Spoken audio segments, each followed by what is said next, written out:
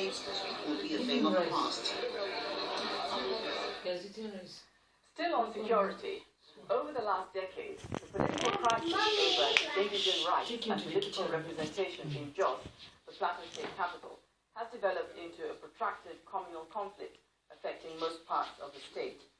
Human Rights Watch has reported that as many as 7,000 people have been killed since late 2001, when the first major riot in more than 3 decades broke out in Jos. 14 years later, only the heavy presence of the military and police forces ensures a fragile calm in the city. Tensions between ethnic groups rooted in the allocation of resources, electoral competition, fears of religious domination, and contested land rights have amalgamated into an explosive mix. Known as the home for peace and tourism, Plateau State is currently going through one of its worst phases of security challenge, with reports of killings in remote areas of Griom, Barkinladi, and Bokos. I'm now being joined on the news at 10 by Ms. Kate Pam, a social activist, to discuss this issue further. Welcome. Thank you. Well, Plateau State used to be a popular holiday destination. Absolutely. In fact, it was known as the home of peace and tourism. How would you describe it now? Oh my gosh, Plateau State is a ghost of itself. There are curfews everywhere. People are unable to move freely. As I speak to you now in the rural areas, people have to go to their farmlands in bands. So today they agree that we're going to Mr. A's farm, and then all of them band together and they have their local vigilante going with them. We have photos of hundreds of people who have been killed on their farmlands. Women are raped and they're killed on their farmlands. Children are not spared. Even infants are not spared. Some of them are burnt to death. It's just, the way the killings are done is sometimes there are gunshots, but most of the time these people are hacked to death.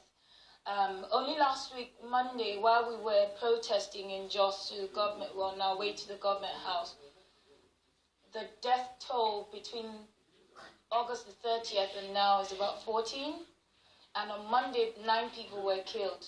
Now, as an indigene, how do you feel about this insecurity and uncertainty and ongoing violence? I mean, it's really troubled the state for so long. How do you feel? It's dismal. I think it's condemnable. It's really sad because the Jos that I grew up in is not the Jos that my nieces, my nephews, their children are growing up in today.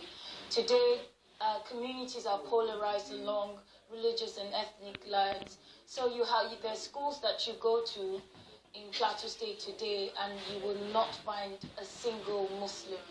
In some other schools, you will not find one single Christian. And it makes one to wonder what the elections will look like in the next, in 2023 or the next 10, 15 years.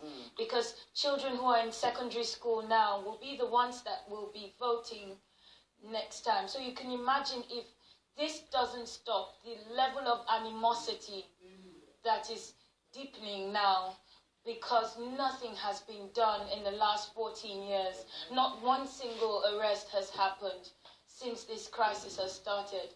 So it's really sad to think about what Nigeria would look like in the next 10 years. Now, what do you think is the real reason? You're there, you're on the ground. What do you think is the real reason behind this ongoing violence?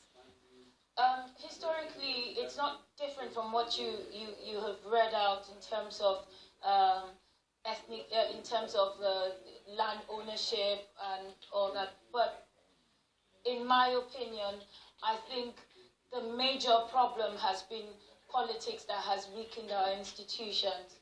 Because even in Nigeria today, I think that the Nigerian has been marginalized against the Igbo, the Yoruba, the Hausa. Look at the construct of our political parties. you find people from the Southeast Extract, you know, congregating together and all that.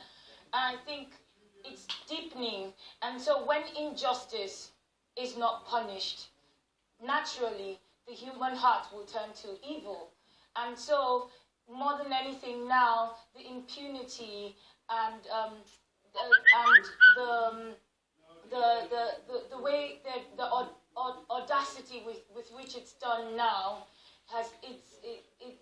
it's nothing like has ever happened before. Well, thank you very much for joining us on the news at 10. I've been speaking with a social activist, Ms. Kate.